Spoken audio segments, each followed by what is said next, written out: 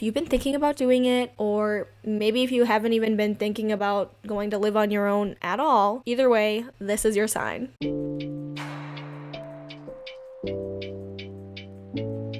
Hello everyone, and welcome to the third episode of At Home with Iris. I'm so excited to do this episode and talk a little bit more about what it was like to live alone for me. But first, I wanted to say thank you all so much for the love that I've received for my previous two videos, the one with my younger brother and my first one about what it's like to rebuild structure in your life. Every time I post a video, all of the support really just keeps me so much more inspired to keep making more. So I'm really grateful for the community that I've already built and that hopefully we will continue to build together. Since this is a solo podcast episode, I wanted to take this time to talk more casually with you all about the things going on in my life or the things that I've noticed and learned from my experiences. And so throughout this video, I'll be giving both tips on what I learned while I was living alone and sharing a few stories on what it was like for me during that time. My goal is to just talk to you all like we are friends or like we're just hanging out in my room together. And sorry if I do sound a little breathy or congested because I was getting over a sickness this past week. I feel like fall is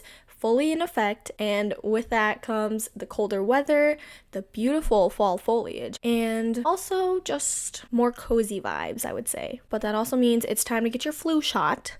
And for me, I think that's what got me congested and feeling really gross because I got mine a few weeks ago. That mixed with the physical tiredness that I had from my trip probably all combined and then made me feel a little sick. So take care of yourselves, do what you need to do to adjust to the weather changes, and if you get in a seasonal rut, kind of like how I do around this time when the sun sets down a lot sooner and the days are much shorter now, find some time to make sure you are resting well and bundling up outside. Do whatever you need to do that makes it feel like you're embracing this season instead of pushing it away. Thanksgiving and Christmas are coming up right around the corner, so just bear with me until we can get there, okay? Also, before we get into the topic, I wanted to point out my cute little Miffy hair clips. I got them in New York while I was visiting my friends, and originally I used them just to help pin back my bangs for when I was putting on my makeup and stuff, but when I was done, I thought that they looked so adorable, so I kept them in. Just thinking back to our trip, it was so fun. I would recommend it for anyone who is able to go. There's so much to do there. In 4 days, we were running around nonstop and it was great, but very exhausting too, because let me tell you, I spent the next 4 days after that rotting in bed and not wanting to speak to anybody. We had just done so much. Some of my favorite parts of that trip was seeing my friends, of course, and touring around the city. If it weren't for them, I would have been lost the entire time. There was a time when I actually was alone and navigating the city by myself. I was transitioning from one of my friends' place to meet my other friends at the Met, and I had to take a subway, just one subway and one bus. I got on the subway, okay, but then once I got up the stairs and was actually in the city, I went to the wrong bus stop. I waited there and the bus wasn't coming, and then I realized I was at the wrong one. Then after that, I luckily found the right bus stop and I made it to the museum. There was also the Broadway show that I saw with my friend Tenzin, and it made us both cry. We watched Hell's Kitchen. It's the story about Alicia Keys' upbringing and her journey with her parents and her music. We also danced all night on Saturday. One of our other friends we met up with, it had been a while since we'd seen him, but the vibes were just good all around. I would definitely go again because I feel like I have yet to experience a whole city. So maybe I'll catch me in New York again one day, who knows? I also wanted to share a little bit of the backstory as to why I named my channel At Home with Iris. To me, it represents more than just where I physically am. If I move away in the next year or so, or whenever that happens to be, no matter where we are, we'll still be able to come back to this space and feel at home with ourselves, feel comfortable. Also, when I think of the word home, I think that's where the people that I love is. I'm hoping to continue to interview my loved ones here on my podcast and just continue to build our connections and community. I especially love the idea of the Hmong people too, because we have fled for so long that in the United States we had to make this our home. So my goal is to still talk about personal self-growth, these relationships that empower us. So yes, we are going to continue to build upon growing our mindset, growing ourselves, and talking about the things that need to be talked about. And then I feel like that ties in so well with what I wanted to talk about in this episode, which is how living alone changed my life. I would recommend living alone to anyone and everyone. I feel like it has helped me cultivate a sense of home within myself and helped me learn how to take accountability for a lot of things. I'll give a little background story. I was somebody who, growing up, was always surrounded by family, friends, my siblings. I loved being with people, and part of me also did always search for validation from others. Also, when I first started college, I had already lived with a roommate. I lived with 3 girls, and then I also lived with my previous partner. Then I moved in and transitioned to living alone. It was a big jump for me, I would say, but it was something that I feel like I also needed for myself. Once I graduated in the fall, I also stayed for that extra spring semester, and I didn't move back home until around June, I think. So exactly 1 year ago, I was packed away in my little shoebox, I like to call it, because y'all, it was actually smaller than my bedroom right now. It was basically like a dorm. I did not have a stove or an oven. I didn't even have a sink in my bathroom. But we made it work. And I remember on move-in day, I saw the space again. It just looked so much smaller than what I remember it being. And so it made me think, how in the world am I going to make this space into my own? Luckily, there was a window, but that was definitely one of my main concerns. And honestly, I was starting to feel a little hopeless. That night, I also told myself that it would be my goal to talk to my friends, get myself out there. It might seem like a bad thing, a scary thing, a very lonely thing, but I knew that I was going to have to put in that work to not feel that way. So, one of the things I want to tell you about living alone, you're going to find out that you can do truthfully anything on your own terms. It's not even just with how you can decorate your space or how you can make your own food whenever you want to and eat whenever you want to. It was kind of nice to be able to bring my friends in and have them over without having to consent with anyone first. If you did have a roommate, then you would have to keep them in mind too. Your routine truly becomes your own, and with that, you learn what your bad habits are. So for me, an example is that while I was living with my roommates, I asked them to try and get the dishes done in the sink at the end of the day. We were never able to keep that routine and keep that going because there was just always so much of us, so much going on, and eventually I just gave up. But that was something that I quickly found out was also something that I was lacking on doing too, because while I was in my studio apartment, I would end up leaving dishes sometimes in the sink. And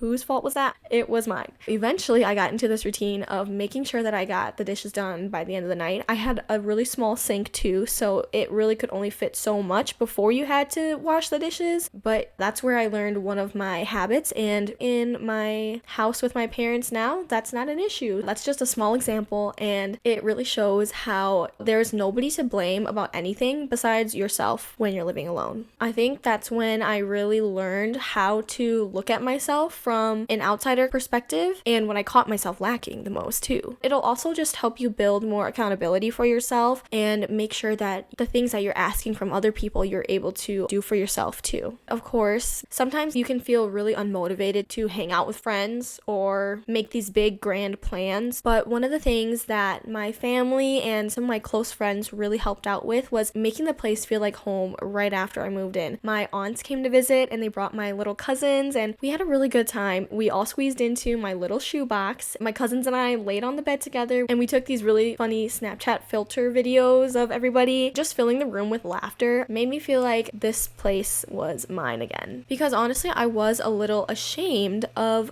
my space being so small. At first, I didn't want anybody to see it. I thought that I wouldn't be able to have people over anymore because nobody would want to sit here on the floor with me just to eat or do activities. But then once my friends started coming over, there were some times when I had my friends come and eat dinner with me and we would be sitting on the floor. So I'm really grateful that everybody was so open-minded and willing to come into my space, even in my loneliest nights too. And I'm telling you, you will have those nights. I think just having that space to be with yourself is also really beneficial. It helped me process my feelings a lot more, and it also gave me the opportunity to dive more into my hobbies. I started journaling more. I watched a full TV show series all the way through, and y'all, that has never happened before. And all those really led me to learn how to regulate myself more when I was feeling anxious or mad or sad. And sometimes when you think that other people can make you feel better, a lot of the times the thing that you really need is time with yourself. And I don't think I would have learned that if I didn't live alone. When I think back to it too, there definitely was a period of time when I spent every day after classes hanging out with friends or doing something outside of my apartment. And then I did that so often that my body maybe like mentally or internally crashed, and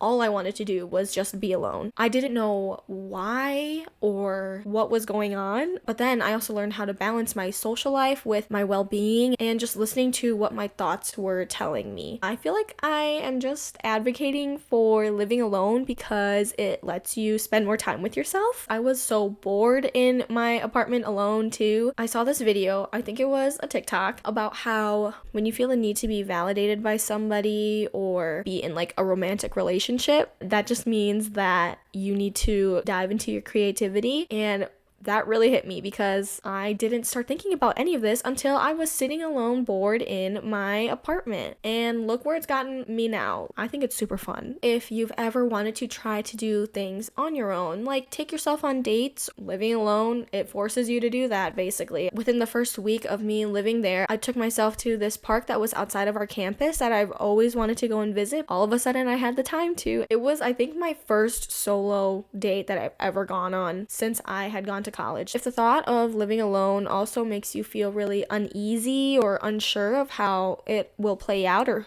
how people will even know if you have survived each day, of course, take those safety measures. It was really good for me to talk with my family and keep them updated on how me and my studio apartment were doing. And then also, when it comes to taking care of yourself while you're alone, one thing that I did for me is, because I don't have any older siblings or sisters at all, I always thought, okay, if I had a bigger sister, what would she want me to do? What would she tell me to do so that I make sure that I have taken care of myself at least a little bit today? And then I would be like, okay, she would tell me to drink water, or actually I don't want to make anything at all to eat, but I really should. And so you kind of just have to use whatever motivates you or whatever would make you feel comfortable to get yourself to keep going, because at the end of the day, you really do not have anybody else besides you. So I want to end this episode talking about how I saw Brianna Wiest. She is the author of this book called The Mountain Is You. She said that one thing that she wishes people knew more was that